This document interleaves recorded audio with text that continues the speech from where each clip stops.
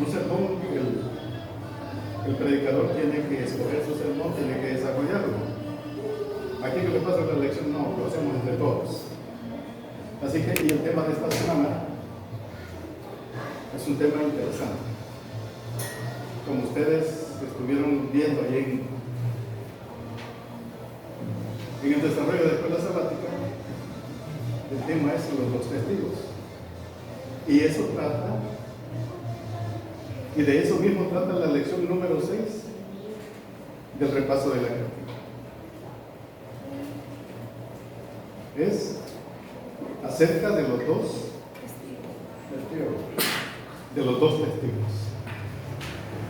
Y como hermana Ana, la directora de la escuela sabática, estaba diciendo, pues que son testigos, son, digamos, personas, puede referirse a personas que en este caso no son personas, pero los testigos pueden referirse a personas que vieron y oyeron el desarrollo de algún evento y lo atestiguan, lo testifican, ¿verdad? Así que en este caso, ¿verdad? En el caso de los dos testigos, como ustedes bien dijeron en la mañana, en el desarrollo de la sabática, que está señalando al Nuevo y al Antiguo Testamento, o sea, a la palabra de Dios en su integridad, a toda la palabra de Dios, así como dice 1 Timoteo 3:16, que toda la escritura es inspirada por Dios. Ahí no dice que solo el Nuevo Testamento ni que solo el Antiguo Testamento, sino toda la escritura es inspirada por Dios. Así que, pero ¿cuál es la función de estos dos testigos? ¿Y qué pasó con ellos?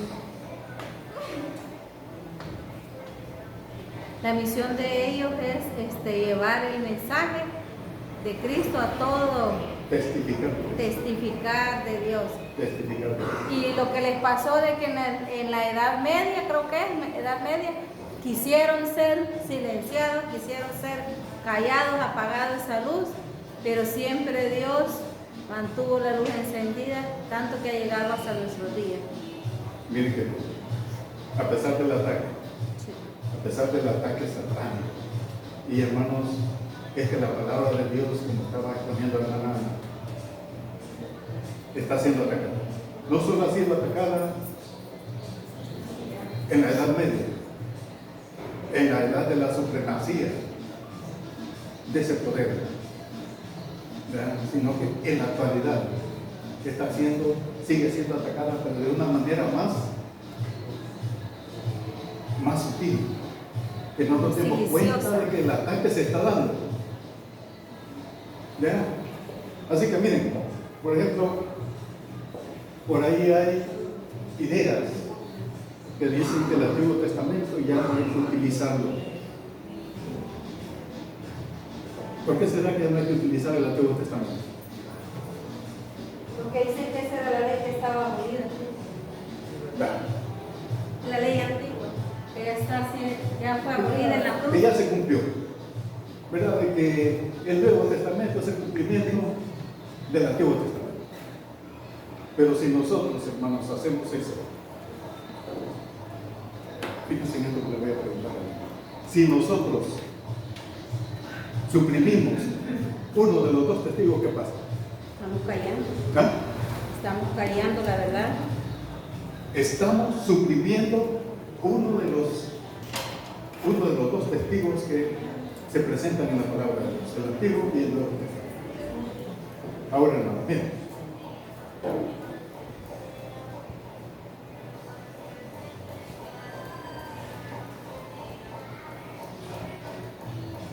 Aquí dice, en el repaso de la lección, periodos proféticos. ¿Cuáles son esos periodos proféticos? ¿Cómo están designados en la palabra de Dios?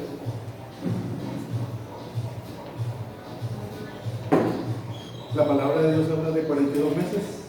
Sí, tiempo. Habla de tiempo y medio tiempo. Habla de 1260 años.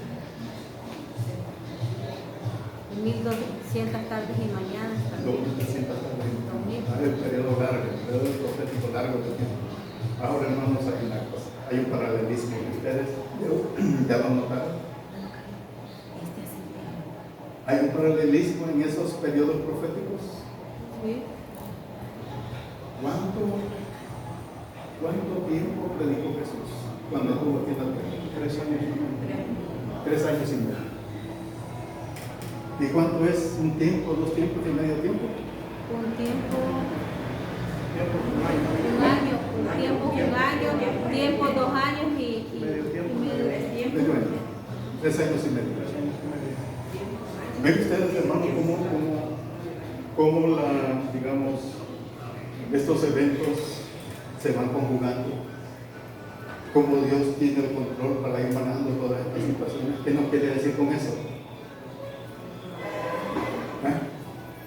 Miren,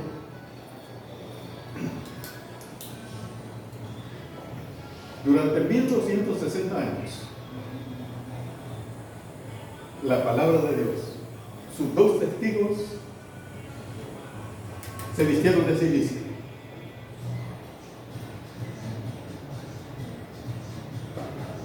¿Qué significancia tiene eso para nosotros, Carlitos?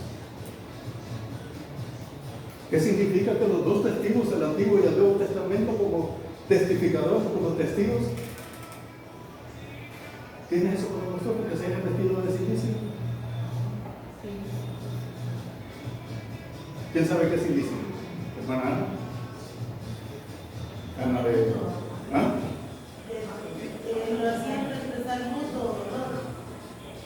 Sí, tiene que estar. Porque el uno sin el otro, pues, no funciona.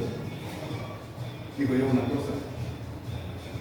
¿Por qué las hermanas, leemos así en modo general, las mujeres o los acompañantes de un sepelio van vestidos de negro? Que acompañan al doliente. ¿Ah?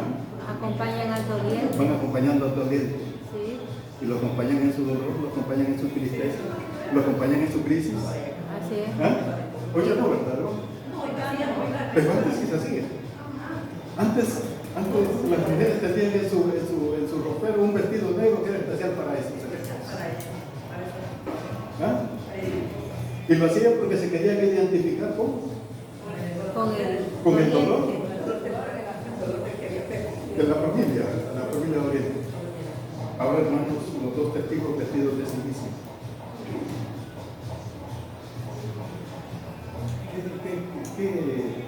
¿Qué pone eso en su mente?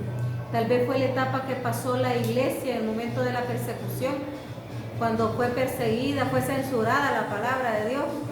Y me imagino de que también tiene el paralelismo en el futuro, que va a haber un momento que la palabra de Dios también va a ser censurada y sus hijos van a ser perseguidos, el remanente chiquitito.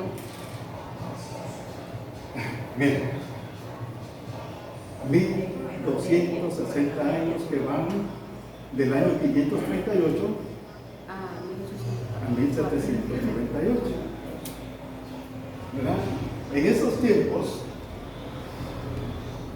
¿qué pasaba con los fieles de Jesús? Eran sacrificados, eran quemados, degollados.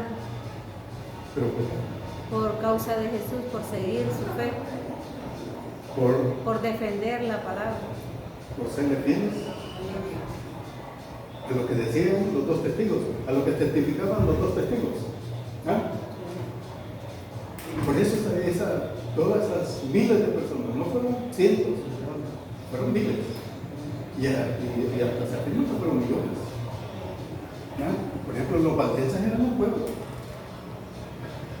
Era un pueblo que fue exterminado, los cátaros. Pueblos exterminados. ¿Por qué? Por ese poder que tuvo vigencia desde el año 538 al año 1798. Y para comenzar, para contar un poquito de historia, ¿qué pasó en el año 538? Fue la liberación del pueblo de Israel, me dijo, si no me equivoco. Liberación del Cuando pueblo. le dieron, cuando el rey Darío creo que liberó al pueblo de Israel que estaba en cautiverio. No, eso fue antes de Cristo. Estamos hablando del 538. 538. de 538 después de Cristo. En 538 fue cuando salió el poder romano, creo que es Caducó el poder romano. El último emperador romano que estaba en ese tiempo, que se llamó Justiniano, le cedió su poder. La cartilla dice al Papa de Roma. Pero la verdad es que en ese tiempo no existían papas. Había obispos. Había obispos. Entonces el emperador Justiniano le entregó el poder al obispo de Roma. ¿Verdad? Y de ahí se entiende que en ese año 538 comenzó la supremacía papal. Y que persiguió y que mató. Y en ese tiempo se dieron los eventos esos de la Santa Inquisición. Yo estuve leyendo todo el libro del hermano Saúl Aldana. Aparte de lo que ya yo había leído en la historia de los papas. ¿Quién fue Ignacio de Loyola? ¿Para qué se instituyó la Compañía de Jesús?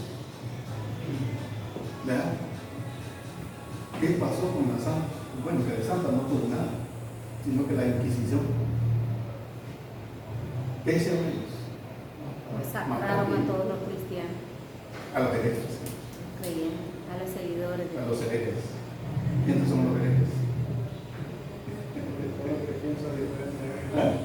Todo el que piensa diferente a ellos. Lo que le llevan a comprar. Y mira, hermano,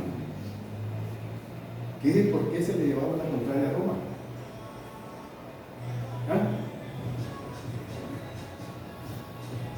Porque ellos se sentían contrariados con el testimonio de los dos testigos. Porque ya no iban a percibir ganancias, era uno. Hubo bastante de eso, ¿verdad? Con las indulgencias. ¿Sabían ustedes que ese templo que está ahí en Roma, que le dicen la Catedral de San Pedro, se construyó a puras indulgencias? ¿Qué más? ¿Saben lo que era una indulgencia? Pagaban para que lo sacaran del infierno a los familiares. Para sacarme las de Pagar por el perdón de pecados. Es más, si yo quería cometer un pecado en el futuro, lo pagaba antes y ya estaba perdonado el pecado. O sea que podía pecar libremente porque ya estaba perdonado de antemano. Esas son las cosas que se instituyeron en esos 1260 años. Miren,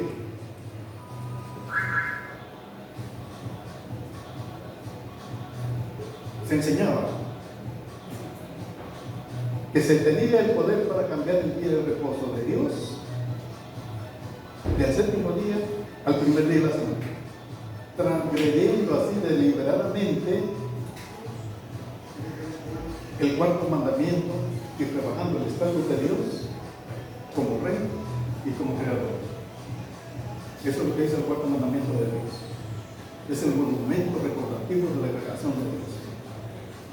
Entonces, ¿qué hacían ellos al quitarle la santidad del séptimo día y pasarla al primer día de la semana? Querer borrar a Dios como rey Y como y creador. ¿Ah? Mire, que Cristo dejó a la iglesia a cargo del obispo de Roma. Han oído eso ustedes. Ahorita se entiende que eso es así. Que ese señor que está allá en Roma es el representante de Dios. Pero ellos así lo afirman. Ellos así lo afirman. Ellos afirman eso porque ellos siempre han querido usurpar el pueblo de Dios y se han pasado por Dios. Haciéndose pasar por Dios. Sentándose en el trono de Dios como Dios. Pero la verdad es que a través de la palabra de Dios, Ahí está el problema. Ahí está el problema. Que la palabra de Dios no deja que estos argumentos se instalen y sean tomados y sean aceptados como verdaderos. y por eso es que está esa controversia con la palabra de Dios, porque ellos no hay acuerdo en eso. Miren, que María, la madre de Jesús, nació con una naturaleza sin pecado. ¿Será cierto eso? No. La misma palabra de Dios dice que todos fuimos destituidos de la gracia de Dios por causa del pecado. Todos son todos. Pero María fue la excepción. No. Ella, No, porque su nacimiento fue. no, ella también iba incluido con nosotros. Y nació de la ecología de Santa Ana. Miren, todos esos dogmas están enseñados en el catecismo de la Iglesia Católica, no me lo estoy inventando. Están allí, ¿verdad? Miren, que María tiene un papel especial en la salvación y se le llama mediadora, abogada, auxiliadora, títulos que solo son de Jesús y de Jesús. Es que mire, hermano, para la gente esta, ellos dan todo eso porque ellos hacen constar que ella la está intercediendo con nosotros en el cielo. Porque para los católicos María está en el cielo y que ella está intercediendo con nosotros, que es la reina, la madre de nosotros, por eso una vez me dijo la señora, que nosotros estábamos huérfanos, que no teníamos madre, que no aceptábamos, ¿verdad? La realidad de que ella está. No, le dije, si no tengo madre, pero tengo un padre, le dije yo, que es todopoderoso, y él sí intercede por mí, porque es el que vino a morir por mí, y dio su vida, resucitó, y dio su sangre por mí. Entonces, porque en realidad, hermanos, eso es lo que hace creer la gente, de que ella intercede, que en la Santísima, por ejemplo, este mes, hoy el mes es dedicado a ella, este mes de mayo, todo el mes es dedicado. Quiere decir que Son tradiciones, son tradiciones. Dios tuvo madre. No, Él es el principio y el fin, dice la Biblia. Él es el principio, Dios es el principio y es el fin. Ven como la testificación de los dos testigos de por qué razón. ¿Sabe por qué sucede eso, hermano Cifredo? Porque ellos a la hora de ir a misa solo les leen una porcioncita chiquita, lo que a ellos les conviene, y no les dan la opción al pueblo que está, que lea y que estudie. Entonces, de cierta manera, ellos tienen censurada la palabra de Dios. Y es que, mire, hermano, es que ellos allí, ellos no le hablan de otros evangelios, solamente le hablan de los cuatro evangelios, como lo de Juan, Marcos, Mateo, ahí. Pero ya ellos que van a profundizar un estudio más profundo acerca del Apocalipsis, acerca de profecía, eso no lo conocen ellos, pues. Ellos no conocen nada de eso, ellos solo hablan más de los que... Permíteme. ¿No conocen? Mire, yo digo que sí lo conocen. Yo digo que lo conocen. Ellos sí lo pero conocen no conviene a porque ellos. lo estudian, incluso estudian los libros del linaje de Job, Sí. perdón, hermana. Pero no les conviene. Pero no les conviene a ellos. A ellos no les conviene tener al pueblo engañado. Porque ¿Y no les eso? conviene que la verdad realmente salga a la luz. Y eso fue el ataque. En realidad no fue ese poder, terrenal. Hay un poder más atrás de ellos que es lo que propició que la Biblia. Mire, ellos tienen como se llama un magisterio. Porque viene acá viene hablando, hermano, de los 10 cuernos. Y que además de los 10 cuernos salió un cuerno pequeño. ¿Ya? Ajá, viene hablando también aquí. Sí. Y que dice de que cuando creyeron, ¿verdad? Cuando la muerte de este Papa, ¿qué parece también el nombre? Sí, Dios sabe. Que fue muerto, pensaron ellos que con eso, que la muerte de él, la herida mortal iba a quedar sanada. Pero ha vuelto de vuelta, no fue sanada. Porque ahorita podemos ver, hermano, tantos movimientos que hay, tantas cosas que se están dando. Entonces, el pequeño, hermano, volvió con más fuerza todavía, con más poder, hermano. Con más poder. Y él está chiquito. Fíjese, Va a hermano, desaparecer. hermano Cifredo. Que no tenga duda de eso. Y ellos utilizan la Biblia para sacarla fuera de contexto, porque en Apocalipsis habla de los 10 cuernos, ¿verdad? Y habla sobre la herida que va a ser sanada. Ellos la transforman de esta manera, diciendo que fue cuando atacaron al Papa Juan Pablo II Ajá, y él se el 13 sanó. de mayo. Él se sanó. Entonces dicen que ahí en Apocalipsis le da la razón a ellos porque ahí Dios lo sanó al Papa. Lo salvó. Lo sanó. Porque lo hubieran matado. Las heridas ya no le traen. Bueno, el punto es, hermano, que digamos este poder ha tenido sus agentes. Ha tenido sus agentes que han luchado contra los dos testigos y han tratado de borrarlos. ¿Ya? El emperador Diocleciano persiguió al pueblo de Dios de una manera tan encarnizada y tan tremenda durante 10 años que pasó. Ya, pasaron los 1260 años, pasó la Inquisición y pasó todo lo que el pueblo de Dios iba a hacer. Pasó la Revolución Francesa. ¿Qué tiene que ver la Revolución Francesa con esto? ¿No? ¿Se acuerdan de Juan Jacobo Rousseau? Bueno, no sé si alguna vez, Carlito, yo sé que tiene que haber leído la historia esa. Juan Jacobo Rousseau. Juan Jacobo Rousseau. No,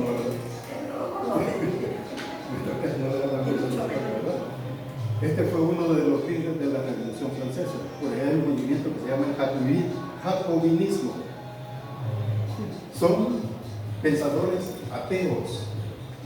¿Sabían ustedes que la Revolución Francesa fue atea? Sí, porque le quitó el poder al papado. Bueno, eso es lo único bueno que sé. Pero quemaron las Biblias. Mataron a la gente que quería tener sus Biblias. ¿Ah? ¿Por qué creen ustedes que se dio la reforma? ¿Por qué quemaron a Juárez? ¿Por qué persiguieron a Guillermo Tila? William y William son los mismos. ¿Por qué los persiguieron? ¿Por qué los quemaron? Por causa de la palabra. Por causa de la palabra. Porque fueron reformadores. Mira, son los que se esforzaron. Esos personajes se esforzaron aún a riesgo de sus vidas para que el común de la gente tuviera una palabra de Dios, tuviera una Biblia en sus manos. ¿Ah? ¿Por qué Martín Lutero fue perseguido, pero Dios lo preservó? Martín Lutero murió en su cama. Pero también estos otros también los reformadores, hermano, eso también es sufrido también por causa de predicar la verdad, cuando ellos se dieron cuenta que estaban en el error, porque todos estudiamos eso, cuando ellos se dieron cuenta de que estaban en el error, que ellos pues tenían que darle, como digamos, vaya, pero que ellos tenían que prestar mucha, pero ellos tenían que como ellos dar una prioridad a lo que era la Iglesia Católica, y tenían un respeto mucho por ellos, para que las tradiciones católicas ellos las cumplían, a la Iglesia ellos cuando ellos iban, y ellos tenían que... Usted acaba de decir una palabrita, hermano. Ahí acaba de decir una palabrita. Tradición. Y que al Papa ellos tenían que respetar y le deberían de obedecer. Fíjense los dogmas de ellos, ¿de dónde los sacan? No los sacan de la palabra de Dios, los sacan de la tradición. ¿Ah? ¿Y qué es tradición? La tradición es algo como, por ejemplo, ahorita, por ejemplo, la tradición. Tradiciones. Nosotros decimos tradiciones, a veces entendemos qué es tradición. Tradición es algo que yo me involucro mucho en las cosas. Una costumbre que secular. Es algo que ya viene desde antes y ahora sigue también continua siempre. Es una costumbre que es trasladada a través de palabras. De palabras. Como las herencias. ¿Ah? Como las herencias que se van transmitiendo de generación en De generación en generación. Miren, ahí está la leyenda del Chiquitito, la leyenda de la Cibanaba. ¿Cómo yo me doy cuenta de que existen esas leyendas? A usted la contaron, ¿Ah? a usted la contaron ¿Se las contaron? su papá o su pariente. Y usted llegó a momentos que las contó a otros también niños y hasta incluso a sus mismos nietos, las contaron esa historia. No, eso es tradición. Algo que se va transmitiendo de generación en generación. Pero hay problemas con la tradición, pues bueno. No. ¿Ah? Todo lo que va en contra de la palabra de Dios es malo. Cuando uno ya conoce, hermano, cuando uno ya conoce, que ya no está en esas tinieblas de afuera, que uno ya conoce a través de la palabra de Dios, que es una tradición, que uno tiene que participar de eso. Por ejemplo, fíjense que cuando celebran, todos los pueblos celebran un día de un santo, esa es una tradición. Esa es una tradición. En Santa Clara, en San José Dónde, que es una tradición en San Vicente aquí, en diciembre, San Vicente, Marte, que te imagínate. Pero, son tradiciones, bien, y ahí anda la gente de bien, hermanos, la palabra de Dios dice, por ejemplo, allá en Deuteronomio, y se las contarás a tus hijos, y se las dirás a tus hijos. Pero habla sobre los mandamientos de Dios, habla sobre los mandamientos de Dios. La ley de Él. Pero lo que tú tienes que repetirle a tus hijos es lo que está en la palabra de Dios. Lo que está en la palabra de Dios. Tiene que ¿Verdad? tener Entonces, no inventos. No inventos, no cosas que me salen porque yo soy inteligente, porque yo soy sabio, porque yo soy filosófico, y porque me salen de aquí yo voy a comenzar a enseñar y a decir, miren, que esto no es así, esto tiene que ser así, por eso de los santos. ¿Ah? Que interceden. ¿Quién ha dicho ustedes que un santo va a estar intercediendo? Que San Roberto está intercediendo allá en el cielo por nosotros. ¿Ah? No hay otro nombre bajo el cielo de los hombres que puedan ser salvos. Jesucristo. ¿Verdad? Miren, hermanos.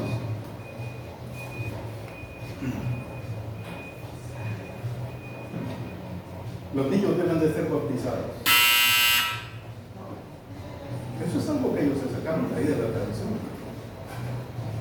Porque la palabra de Dios no dice nada de eso. Los testigos no dicen nada acerca de eso. De que los niños deben de ser bautizados. ¿No? Por eso es que dice la Biblia que cambiaron los tiempos y la ley. Ellos intentan eso, cambiar, pero no pueden. Han intentado, pero aquí estamos nosotros, hermanos. Aquí no podemos, poquito estamos acá. Pero aquí estamos dando testimonio. Sí, porque ellos pueden querer cambiarla, pero no la podrán cambiar nunca, porque la palabra de Dios es eterna. Entonces no podrán ellos, no podrán lo que ellos quieran. Sí, tendrán algo que ellos van a cambiar. Por ejemplo, eso que están cambiando el sábado por el domingo. Habrán engañado. Habrán engañado a miles. Pero sí también el Señor aquel día lo va a quitar. Pero aquí hay un pueblo que está testificando de que este día es el día del Señor. ¿Ah? Y aunque intenten cambiar los tiempos y la ley, no van a poder. Mire, hermano, que la sustancia, fíjense en esto que le voy a decir, que la sustancia misma del plan y del vino se transforma literalmente en el cuerpo y la sangre. Literalmente, en el cuerpo y la sangre de Cristo durante la misa. Otra blasfemia. Cuando asistíamos a misa, ¿cuántos fueron a misa alguna vez? Usted. La comunión hice, yo la comunión hice, hermano. ¿Y qué vio ahí en la misa? Cuando levantaban la hostia en forma de sol. Pero lo más triste que decían ellos que ese era el cuerpo de Cristo. Pero ¿quién hacía el cuerpo de Cristo? Ellos. Otro humano. No, y ni ellos, sino que otro ser humano común. ¡Qué blasfemia! No, pero el que fabricaba la hostia todavía no la había bendecido, como que cuando los hermanos participan del pan y el vino. El que hace el pan, pues, le quita el pan, pero el pan no trae nada. Se convierte en un símbolo, no en el cuerpo de Cristo. En un símbolo del cuerpo de Cristo cuando los hermanos oran y piden bendición para él. Y por ese vino. Son símbolos. No son las sangres del cuerpo de Cristo. Pero ellos así aseguran y le llaman a eso transustantación. Que el creador, o no es un ser creado, es el sacerdote que está oficiando ahí. Es un ser creado, tan común y tan común como nosotros. Pero que un ser creado puede crear al creador. No. ¿Ah? No. Esas son las cosas que los dos testigos echan por tierra, que los dos testigos lo sacan de la ignorancia y que todavía allá afuera hay un trabajo que hacer. Pero miren, que los llamados laicos no pueden compartir el cáliz durante la comunión. Entonces, ¿qué hace el hermano? ¿Ah? Para ellos no pueden, solo ellos, solo el magisterio. ¿Ah? ¿Saben quién compone el magisterio de la Iglesia Católica? El Papa es la máxima ¿Quién lo compone? Papa. El Papa. Y los obispos. Solo ellos tienen el privilegio, ellos se dan ese privilegio de interpretar la Escritura y de decir que lo que ellos dicen, así debe ser. Y otro sacrilegio que ellos cometen, el perdón de los pecados. Lo que hablamos de la indulgencia. ¿Sí? El perdón de ¿Puede los un hombre común y corriente perdonar los pecados? No, No. solo Cristo. ¿Y por qué solo Cristo?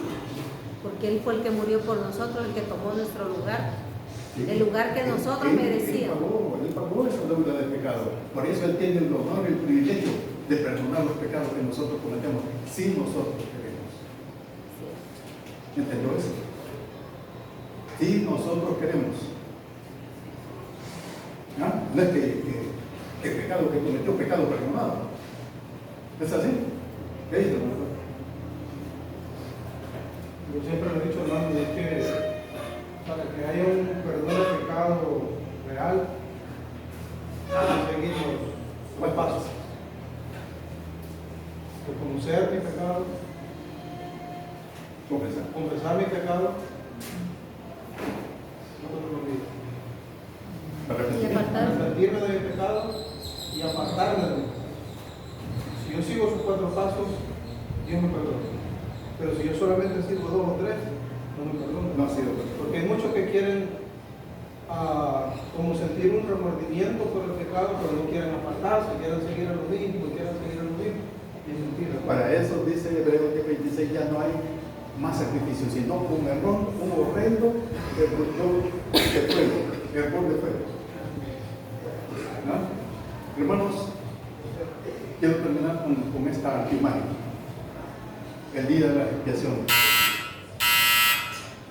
El día de las expiaciones que se celebraba allá en el pueblo de Israel, una vez al año, cada 15 de Nisan creo que celebraron ese día de las expiaciones. El pueblo durante todo el año había estado llevando sus pecados, había estado llevando sus corderitos, sus palmitas, sus toritos, sus cabritas, había estado llevando a su altar y habían sido sacrificados y habían sido presentados. ¿Verdad? Ese corderito sacrificado personificaba a Jesús, que iba a venir a perdonar pecados. Pero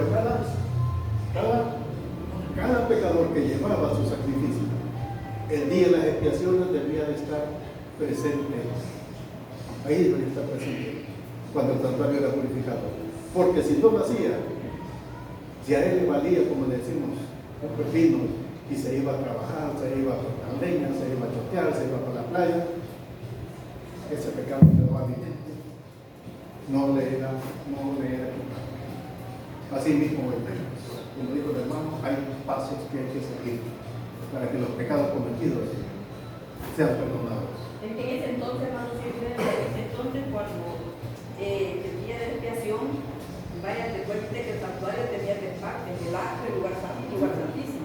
Entonces, durante todo ese tiempo se hacían sacrificios, que fue uno de los que vino a quitar el Señor, que eso lo vino a quitar, eso fue una de las esa ceremonia fue quitada. Entonces, cuando se daba eso, recuerde que aquí está un velo. El velo era asociada a la sangre que era mi manito, que la cual yo ponía mi mano y era transmitido mis pecados a través de este animalito. Él tenía que morir por mis pecados, ¿verdad? Entonces dice que el pueblo estaba constricto, Medilla. Dice, el pueblo era una barbaridad, pero era un silencio total. De la ceremonia que se unía, que todo el mundo escuchaba, y no había micrófono para hablar.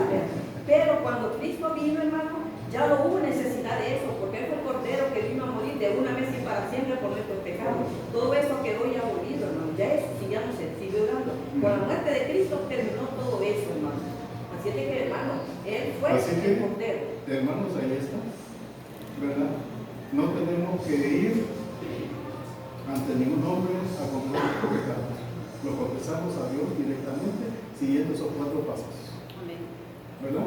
Reconocimiento, confesión, arrepentimiento y no volvemos a cometer. Porque si no, seguimos como la cerda lavada y lo demás lo debo hacer en una sola. Amén.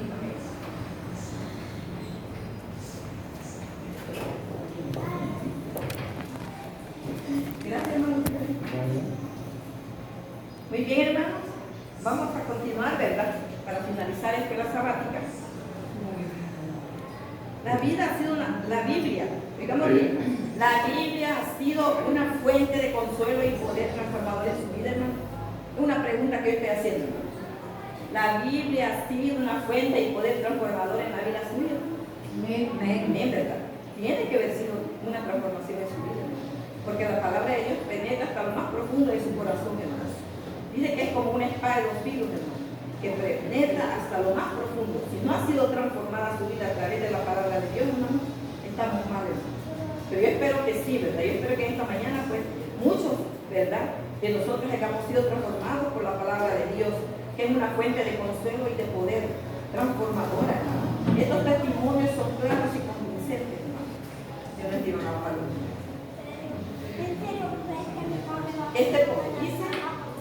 estos testimonios, hermano, que de lo que hemos estado hablando, de lo que es el Antiguo y el Nuevo Testamento, de estos testimonios, dice, son claras y convincentes.